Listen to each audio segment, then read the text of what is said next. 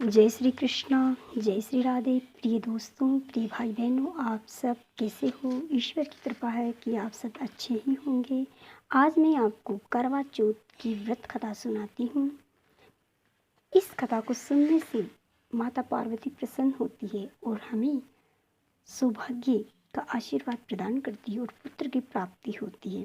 इसलिए इस व्रत को हर सौभाग्यवती स्त्री को करना चाहिए। अपने पति की लंबी आयु एवं अपने पुत्र की खुशहाली के लिए इस व्रत को रखना चाहिए। इस व्रत में हमें सुबह सवेरे स्नान करके गणेश भगवान को प्रणाम करके और चौथ माता का व्रत रखना चाहिए और गणपति का ध्यान करके चौथ माता से विनती करना चाहिए कि आज के दिन में करवा चौथ का व्रत करूँगी, इसमें मुझे इतनी शक्ति देना कि इसे व्रत को मैं निर्जल रहकर पूरा करूं। इस व्रत में वैसे तो जल भी नहीं पिया जाता, परंतु अगर कोई बिना जल के इस व्रत को नहीं कर सकता तो बस सुबह इस कथा को सुनकर सूर्य को जल प्रदान करके जल पी सकता है और शाम को जब सूर्य अस्त हो उसके बाद में जल ना पिए, तब चंद्र देवता निकले, तब चंद्र को अर्घ्य देकर ही जल ग्रहण करें और चौथ गणेश की पूजा करें। शाम को उस थाली में जो पूजा की सामग्री हम रखते हैं, सुहाग की सभी सामग्री, रोली मोली, चावल, सुपारी, मेहंदी, काजल, एक मिट्टी का करवा, उसमें कलावा बांधे और उसमें चावल या गेहूँ कुछ भी भर के उसको किसी लाल कपड़े से ढके। इस करवे को अपनी सास, अपनी ननद को व्रत पूरा होने के बाद में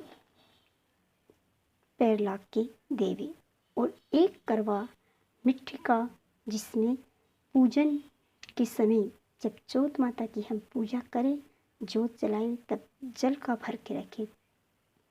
उस करवे से चंद्रमा को अर्घ्य देवे और अर्घ्य देने के बाद में जो जल बच जावे उसको स्वयं सबसे पहले अपने पति के हाथ से और अपने पति के हाथ से न पी सके तो स्वयं पी ली। ये इस व्रत का विधान है। इस व्रत में 16 श्रृंगार करने का भी विधान है। काजल, मेहंदी, रोली मोली, चुनरी, ये सब हमें पहनकर सज धज कर चौथ माता की पूजा करनी चाहिए, कथा सुननी चाहिए और शाम को चंद्रमा को अर्घ्य देके व्रत खोलना चाहिए। और एक करवा जो हम मिट्टी का या स्टील का या चीनी का जो भी करवा भर के रखते हैं, वो अपनी सासू माँ, अपनी ननद को प्रदान करके भोजन करना चाहिए। ये इस व्रत का विधान है। इस व्रत में करवे की पूजा क्यों की जाती है, आज मैं आपको ये बताऊंगी और उसके बाद में करवा चौथ की कथा सुनाऊंगी। एक बार माता पार्वती जी ने पुत्र की कामना से भगवान गणनायक की आराधना की और जब भगवान गणनायक प्रसन्न होकर माता पार्वती के बनाए हुए मिट्टी के उस पुतले में खुद प्रवेश कर गए, तब माता पार्वती प्रसन्न होकर कहने लगी कि आप कौन हो। तब गणेश भगवान बोले कि मैं गणों का नायक गणनायक हूँ, परंतु आपकी पूजा से प्रसन्न होकर आपके पुत्र के रूप में उपस्थित हो गया।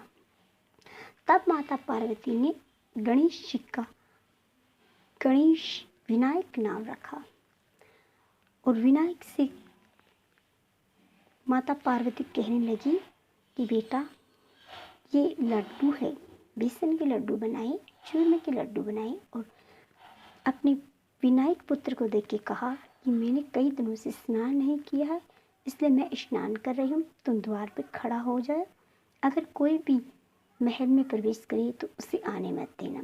गणेश भगवान ने चूरमे के लड्डू खाते रहे और माता पार्वती की आज्ञा का पालन करते रहे। माता पार्वती स्नान करने चली गई और शिव महादेव को इस बात का पता था, परंतु लीलावश उन्होंने गणेश भगवान के सामने उपस्थित हुए और अंदर जाने लगे। तब गणेश भगवान ने उन्हें रोका, परंतु भगवान शिव नहीं माने। सभी देवगण अंदर जाने गणेश को अंदर जाने के लिए कह रहे थे, परंतु गणेश नहीं माने। भगवान शिव को क्रोध आया। उन्होंने अपनी त्रिशूल से गणेश जी का सिर धड़ से अलग कर दिया। गणेश के मुख से माता का नाम निकला। जब माता पार्वती को चिंता हुई कि मेरे पुत्र की आवाज़ है, तभी भगवान शिव महल में प्रवेश कर गए। महल में जाने के बाद महादेवी पार्वती बोली कि आप अंदर कैसे आए, बाहर मेरा पुत्र था। तभी शिव बोले कि मैंने तो किसी आपके पुत्र को नहीं देखा, एक बालक खड़ा था, मैंने तो उसे मार दिया। माता पार्वती बाहर आई और विलाप करने लगी। अपनी अष्टभुजा वाली नव देवियों को प्रस्तुत कर दिया और कहने लगी कि मैं सभी के पुत्रों का विनाश कर दूंगी। तब भगवान विष्णु ने धरती लोक पर गए और ऐरावत नामक हाथी, जो श्रापवश धरती पे जन्म हुआ था, उसका सर काट के लाए और भगवान गणेश को लगा दिया। तब माता पार्वती बोली कि मेरे पुत्र विनायक का जो पहला सर है, जो आपके त्रिशूल से कट गए थे, उसे भी आप अमर बनाइए और मेरे पुत्र को ऐसा आशीर्वाद दीजिए कि जो इसकी पूजा करे उसको पुत्र प्राप्त हो। तब महादेव माता पार्वती की से प्रसन्न होकर उस कटे हुए गणेश के सिर को, जब समुद्र मंथन से अमृत प्राप्त हुआ था, उस अमृत कलश में से जब मोहिनी ने देवताओं को पिलाने के बाद जो खाली कलश था, उस कलश में लगा हुआ थोड़ा सा अमृत था। जब चंद्रमा को ग्रहण लगा था, तब उस कलश को चंद्रमा में रख दिया था। तो भगवान शिव ने कहा, वही चंद्रमा मेरे शीश में विराजित है, उस चंद्रमा में, उस कलश के अंदर आपके पुत्र के उस सिर को रखेंगे ताकि वे सदा अमर रहे और आपके पुत्र का नाम भी अमर रहे। और जो भी स्त्री आपके पुत्र की पूजा करके इस चंद्रमा के अर्धे को, इस चंद्रमा में रखे हुए इस सिर को, अमृत कलश में रखे हुए सिर को किसी करवे में जल डाल के और इस कलश को, अमृत कलश को जो अर्धे देगी, उसका पुत्र भी अमर हो जाएगा और उसका सौभाग्य बढ़ेगा। तभी माता पार्वती ने कहा कि जो करवा चौथ, कार्तिक कृष्ण पक्ष की चतुर्थी के दिन करवा चौथ का व्रत कर मेरे पुत्र गणेश की पूजा कर चंद्रमा को अर्धे देकर, करवे से अर्धे देंगे, मैं उसके पति की लंबी आयु करूंगी, अखंड सौभाग्यवती बनाऊंगी और मेरे पुत्र की जो पूजा करेगा वह मुझे प्रिय होगा। इसीलिए करवा चौथ के दिन चौथ विनायक की पूजा की जाती है। विनायक जो पार्वती जी के पुत्र थे, सर्वप्रथम जिनके सर कटने से पहले पुत्र था, उनका नाम था विनायक। उनकी पूजा करके उन्हीं के कटे हुए सिर को चंद्रमा के रूप में अर्धे दिया जाता है और पार्वती जी जो चौथ माता के रूप में गणेश की माता बनी, उनकी पूजा की जाती है, जिससे माता पार्वती प्रसन्न होकर सभी स्त्रियों को सौभाग्य की प्रदान करती है। अब मैं आपको चौथ माता की कथा सुनाती हूँ। इस कथा में 7 भाइयों की एक बहन थी, उसकी ये कथा आती है जो मैं आज आपको सुनाती हूँ। एक बार 7 भाइयों की लाडली बहन, जो इतने लाड़ प्यार से पाले गई कि भाई तो बड़े थे और बहना छोटी। साहूकार के सभी 7 बेटों का विवाह हो गया, परंतु उसकी बहन का विवाह बचपन में ही हो गया, पर तो उसका गोना नहीं हुआ था, इसलिए ससुराल के बजाय अपने मायके में रह रही थी। उनके भाई अपनी बहन के बिना कभी भोजन नहीं करते थे, बहन के साथ बैठकर खाना खाते, बहन के साथ बहन को सुला के सोते और बहन के हर सुख सुविधा का वो पूरा ख्याल रखते। एक बार कार्तिक कृष्ण पक्ष की चतुर्थी के दिन करवा चौथ का व्रत आया। उसकी सभी भाभियों ने व्रत रखा। तब बहन बोली कि मैं भी आज व्रत रखूंगी। भाभियों ने मना कर दिया, परंतु वो नहीं मानी कि मुझे भी व्रत रखना है, मुझे भी मेरे पति की लंबी आयु के लिए व्रत रखना है। अब बहन ने व्रत रख लिया, परंतु जब शाम होने को आई तो उसका मुख भूख प्यास से सूख गया और वह तड़फड़ाहट करने लगी। भाइयों से सहन नहीं हुआ। सभी भाइयों ने विचार किया, क्यों नहीं हम अपने बहन का व्रत समाप्त करवाए, उसका व्रत पूरा करवाए। इसके लिए हमें चंद्रमा जैसी ज्योति आकाश में दिखलानी होगी। इसलिए 2 भाई आकाश पेड़ के पीछे चंद्रमा के जैसी छवि बनाकर एक मसाल जला के बोल रहे हैं कि बहना देखो चंद्रमा निकल आया। अब बहन इतनी भोली थी कि वो उस मशाल में और चंद्रमा में बिल्कुल भी अंतर नहीं समझ पाई और उसी मशाल को अर्घ्य देने के लिए चली गई। भाभियों से बोली, चलो भाभियों, चंद्रमा निकल आया है, अर्घ्य देते हैं। भाभियों को इस बात का पता था। वह बोली, नहीं ननद जी, अभी आपका चंद्रमा निकला है, आप ही अर्घ्य दो, हमारा चंद्रमा कुछ देर में निकलेगा। ठीक है भाभियों। बहन ने अर्घ्य दे दिया और भोजन करने बैठी भाइयों के साथ।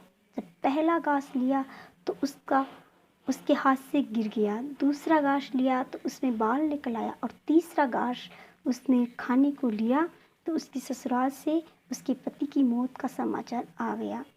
तब उसकी माँ बोली कि बेटी अब कैसा भोजन करना, अपना बक्सा खोल और कपड़े पहन के तैयार हो जा, तुम्हें इसी वक्त ससुराल में जाना है।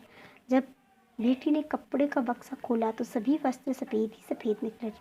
तब माँ बोली, जो सबसे ऊपर वाला कपड़ा है वही पहन ले, तेरे भाग्य में जो लिखा है वह तो होके रहेगा। बहन तैयार हो गई और जब पालकी में बैठी तब माँ ने एक सिक्का उसके पल्ले के बांध दिया और कहा, रास्ते में जब ससुराल की सीमा में चली जाओ तब पेड़ पौधे, पशु पक्षी, जीव जंतु, मोर पक्षी, जो भी जानवर मिले और जो भी मनुष्य मिले और जो भी प्राणी मिले उसको पगा लागू ऐसा बोलती जाना। जो तुम्हें आशीर्वाद प्रदान करे उसकी झोली में सिक्का डाल देना। अब बेटी को पालकी में बिठाकर विदा कर दिया।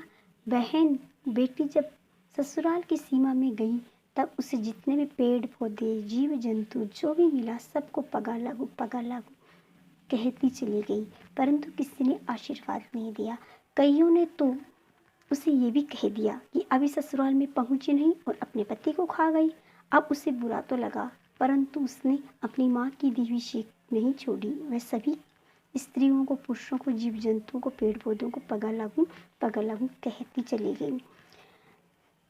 जब ससुराल के घर में प्रवेश कर रही थी तब उसकी जेठ की बेटी, जो जेठुती होती है, वो पालने में सो रही थी। उससे कहा, बाई जी पगा लागू। उसको पहले बार बोली आने ही वाली थी तब उसने कहा, सीली हो, सपूती हो, बूढ़ सुहागण हो, तुम्हें सदा अपने पति का सुख प्राप्त हो, 7 पुत्रों वाली हो। ये सुन के 7 भाइयों की बहन प्रसन्न हो गई और अपनी पल्ले में से बंधा हुआ सिक्का उसकी झोली में डाल दिया। आगे गई तो सास ने उसके लिए कोई आसन नहीं बिछाया और कहने लगी, अपने पति को खा गई, जा अपने पति के शव के पास बैठ जा। वह अपने पति के शव के पास बैठी रही रात भर। सुबह हुई तो जब उसके शव को ले जाने लगे उसके परिवारजन तो कहने लगी, मैं भी अपने पति के साथ जाऊंगी। वो अपने पति के साथ पीछे पीछे चली गई। किसी ने कहा ये सती होना चाहती है, कोई कहता अभी ये बालिका है, अभी इस बात की समझ नहीं है, परंतु वो अपने पति के पीछे पीछे चली गई। जब वो शमशान भूमि में गई तो चौथ माता की कृपा से कहने लगी कि हे मेरी ससुराल वालों, हे मेरी ससुराल के ससुर जी, मेरे देवर जेठ, सभी को मैं आपसे कहती हूँ कि मेरा पति मुझे दे दीजिए। मैंने अपने पति का सुख इस जीवन में नहीं देखा, मैंने अपने पति की सेवा भी नहीं की। मैं मायके में थी अब तक, परंतु मैं कुछ दिन अपने पति की सेवा करना चाहती हूँ। तब कुछ लोग तो हंसे बोले, इस शव की सेवा, जीवित की सेवा नहीं की तो शव की कैसी सेवा। परंतु फिर भी उसने कहा, नहीं, मैं इस शव की ही सेवा करूँगी, परंतु इस शव को कुछ दिन रखोगी तो ये खराब हो जाएगा। परंतु उसने कहा, मैं जंगल में रह के जड़ी बूटियाँ ला के इसके शरीर पर लेप करूँगी, परंतु मैं इसके शरीर को कभी खराब नहीं होने दूँगी। कुछ लोग बोले, अच्छा ठीक है, रहने देती हूँ, अगर इसमें शक्ति होगी तो ये सेवा कर लेगी और अगर नहीं करेगी तो बाद में जो कुछ होगा सो हो जाएगा। अब शमशान कुछ ही दूर बाद में जंगल में उसके लिए एक झोपड़ी बना दी और वहाँ पे उसकी जेठ की बेटी जो आशीर्वाद प्रदान किया था, उससे छोटी बेटी जो उसके साथ बड़ी बेटी जो रोज उसके लिए एक कलसे में जल और भोजन लेके आती थी और उसको देके चली जाती थी। ऐसा करते करते दूसरी चौथ का व्रत आया, जिसे माँ की चौथ कहते हैं। उसने किसी से सुना जंगल में कि आज चौथ का व्रत है। तब उसने सोचा कि मैंने अपने चौथ का व्रत खराब किया, उसी कारण मेरे पति मर गए। मैं 4 महीने से अपने पति की शव की सेवा कर रही हूँ। मैं इसका लेपन कर रही हूँ जड़ी बूटियों से, परंतु अब तक इनमें प्राण वापस नहीं आए। मुझे लगता है मुझे चौथ का व्रत करके चौथ माता से अपने सुहाग को मांगना चाहिए। तब उसने चौथ का व्रत रखा और व्रत रख के सारे दिन भूखी प्यासी रह के बिना जल पिए जब शाम को गाजती घोटती चौथ माता घर में प्रवेश करी तो उसके पैर पकड़ लिए। तब चौथ माता बोली, करवो ले 7 भाइयों की भेंड़ करवो ले, घनी भूखारण करवो ले, व्रत भांडने वाली बहन करवो ले, बिना चांद के अर्घ्य देने वाली करवो ले। ऐसा उल्हाना उसे देने लगी, परंतु 7 भाइयों की बहन ने उसके पैर नहीं छोड़े। तब चौथ माता बोली, पापन हत्यारण अपने पति को मारने वाली, मेरे पैरों को छोड़ दे। परंतु फिर भी वह नहीं छोड़ी। तब माँ की चौथ माता बोली, ठीक है तुझसे गलती हो गई, परंतु इस गलती को मुझसे बड़ी बैसाखी चौथ आएगी, वही पूरा करेगी, वही तुझे सुहाग देगी। आज मेरे पैर छोड़ दे, परंतु जब वो चौथ माता आए ना, तुम सुहाग की सभी सामग्री जुटा के रखना, उसकी पूजा करना, वो तुझ में प्रसन्न होगी तो तुम्हें अवश्य सुहाग देगी। चौथ माता चली गई। 2 महीने के बाद में बैसाखी चौथ आई। बैसाखी चौथ का उसने व्रत रखा और विधि विधान से पूजा की। जब शाम को गाजती घोटती चौथ माता आई तो उससे के पैर पकड़ लिए। चौथ माता बोली, करवो ले 7 भाइयों की बहन करवो ले, घनी भूख्यारण करवो ले, व्रत भांडने वाली करवो ले, बिना चांद के अर्घ्य देने वाली करवो ले। ऐसा उल्हाना दिया, परंतु उसने पैर नहीं छोड़े। तब वह प्रसन्न होकर बोली, मुझसे बड़ी भादवी की चौथ आएगी, उसके पैर पकड़ना।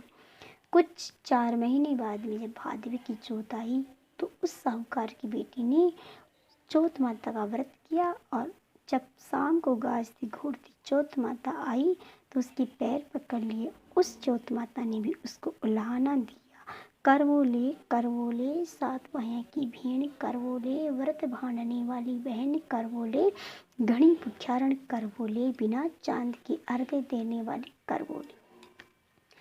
तब उसने फिर भी पैर नहीं छोड़े। तब वह बोली, छोड़ पापिन हत्यारण, मेरे पैर छोड़, परंतु वो नहीं छोड़ी। तब चौथ माता बोली, ठीक है तुझसे गलती हो गई, मेरे से बड़ी करवा चौथ जो कार्तिक की चौथ आएगी उसका व्रत रखना और उस व्रत में तुम सभी 16 श्रृंगार करना और 16 श्रृंगार की सामग्री एक थाली में सजाना, मिट्टी का करवा लेना, उसमें गंगा जल डालना, उसको पंचामृत डाल के उससे चौथ माता की पूजा करना, शाम को चौथ माता की ज्योत जलाना और ज्योत जला के चौथ माता से प्रार्थना करना। जब चौथ माता आए तो उसके पैर कभी नहीं छोड़ना, कभी नहीं छोड़ना, चाहे कुछ भी हो जाए, क्योंकि करवा चौथ ने तुम्हें दुहाक दिया है, वही तुम्हें सौभाग्य प्रदान करेगी।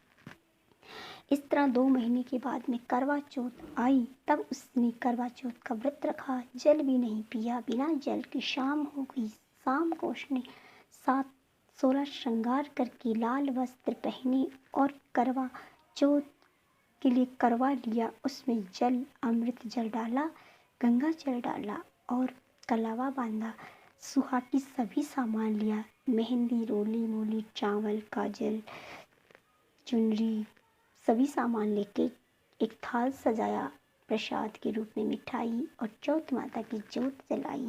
चौथ माता की ज्योत जलाई, चौथ माता से विनती करने लगी, चौथ माता की अलग अलग तरह से स्तुतियाँ करने लगी। तभी चौथ माता स्तुतियों से प्रसन्न होकर पधारी। पधारने के बाद में साहूकार की बेटी ने उसके पैर पकड़ लिए। तब चौथ माता बोली, करवो ले 7 भाइयों की भेंड़ करवो ले, घनी भूख्यारण करवो ले, बिना चांद उगे अर्घ देने वाली भेंड़ करवो ले, व्रत भांडने वाली भेंड़ करवो ले। तब भी इस उल्हाने को सुनकर साहूकार की बेटी ने चौथ माता के पैर नहीं छोड़े। तब ही चौथ माता बोली, चल छोड़ पापिनी हत्यारण, मेरा पैर छोड़। तब वह बोली, माता मेरे से बिगड़ी हो गई है, मेरे से बहुत बड़ी गलती हो गई है, मैंने आपका व्रत खराब कर दिया, परंतु आज मैंने आपका व्रत पूर्ण रूप से विधि विधान से रखा है।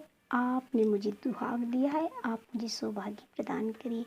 अगर आज आप मुझे सौभाग्य नहीं देंगी तो मैं इस शरीर को अभी इसी वक्त त्याग दूंगी। जिस तरह मेरे पति का शव रखा है उस तरह इस कुटिया में मेरा भी शव रखा जाएगा।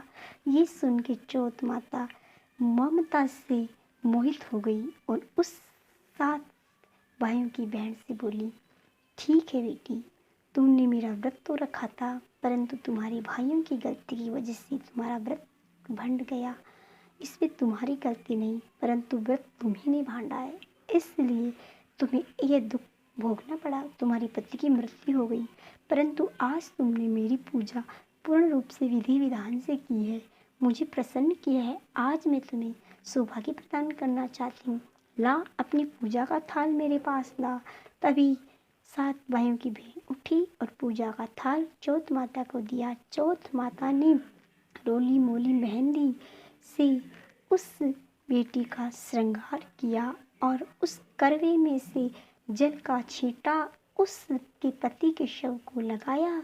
उस करवे का जल उसके मुख में डाला। उसका पति तुरंत उठकर खड़ा हो गया और कहने लगा, मुझे तो बड़ी जोर से नींद आई। तभी चौथ माता को साहूकार की बेटी ने प्रणाम किया और कहा, हे माता, आज से मैं हर चौथ का व्रत रखूंगी। करवा चौथ का व्रत तो पूर्ण रूप से निर्जल रहकर ही रखूंगी।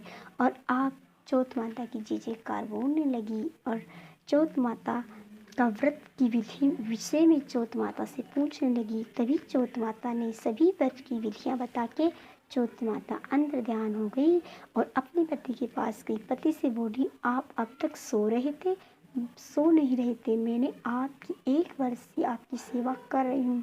आप सब हो गए थे, आपकी मृत्यु हो गई थी, परंतु आज चौथ माता ने मुझ पर प्रसन्न होकर मेरे इस व्रत से प्रसन्न होकर आपको जीवन दान दिया है।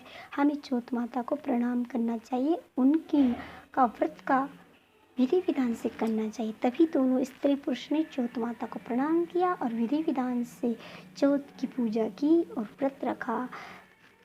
दूसरे दिन जब उनकी पूजा समाप्त हो गई तब दोनों चौपड़ पासा खेलने लगे। दूसरे दिन उसकी ननद की बेटी आई उसके लिए भोजन लेकर और उस कुटिया में दोनों को चौपड़ पासा खेलते देखकर अचंभित रह गई और सोचने लगी, लग तो मेरे मामा जैसे हैं, परंतु है कौन ये मुझे नहीं पता। अपनी माँ से जाकर बोली। माँ ने अपनी माँ से बोला कि माँ, आज तो भाभी किसी पराई पुरुष को अपनी कुटिया में बैठा रखा है, लगता है वो मेरे भाई की सेवा के नाम पर चरित्रहीन हो गई है। तभी सासू माँ को बुरा लगा और सोचने लगी कि मेरे बेटे को उम्र 1 वर्ष हो गया, अब किसके साथ है, जाके हमें देखना चाहिए। तभी ननद और सास दोनों उस कुटिया के पास आई। जब अपने बेटे को अपनी बहू के साथ चौपड़ पासा खेलते देखती है तो अचंभित रह गई और बिलक बिलक कर रोने लगी, कहने लगी, ये कैसा चमत्कार हुआ, जो मरा हुआ मेरा पुत्र 1 साल के बाद में जीवित हो गया। तभी उसकी बहू बोली कि हे सासू माँ, मैंने करवा चौथ का व्रत जो भांड दिया था उसकी वजह से आपके बेटे की मृत्यु हो गई थी और आज मैंने ये करवा चौथ का व्रत विधि विधान से किया है। इसके कारण करवा चौथ माता मुझ पर प्रसन्न होकर मेरे पति को पुनर्जीवित कर दिया है और मैं अब हमेशा चौथ का व्रत रखूंगी, ये मेरा निश्चय है। तभी उसकी सास उससे प्रसन्न होकर कहने लगी, बहू, तुम जैसी सुशील और संस्कारी बहू जिसके घर में हो उसके तो भाग ही खुल जाए, उसका तो मरा हुआ पुत्र वापस आ जाए। आज से तुम्हारा नाम, इस व्रत को करने वाली हर स्त्री तुम्हारे नाम की ये कथा सुनेगी। उस दिन से हम करवा चौथ के दिन इसी व्रत की कथा, ये साहूकार की बेटी की कथा ही हम सुनते हैं। और उसके बाद में सास ने उनको गाजे बाजे से बाराती के रूप में अपने घर में प्रवेश कराया।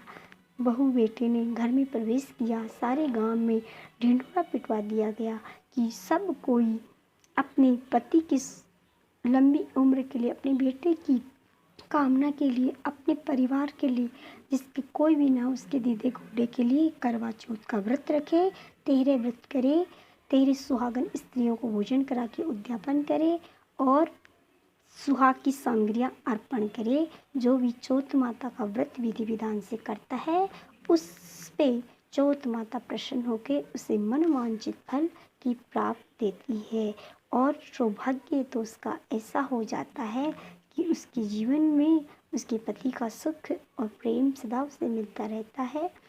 इसलिए इस चौथ माता का व्रत सभी स्त्रियों को करना चाहिए पति पुत्र की लंबी आयु के लिए। तो ये थे मेरे प्रिय भाई बहनों चौथ माता व्रत कथा, करवा चौथ व्रत कथा। आपको ये कथा कैसी लगी? अगर आपको ये कथा अच्छी लगी तो मेरे चैनल को लाइक करें, शेयर करें, सब्सक्राइब करें। आपका बहुत बहुत धन्यवाद।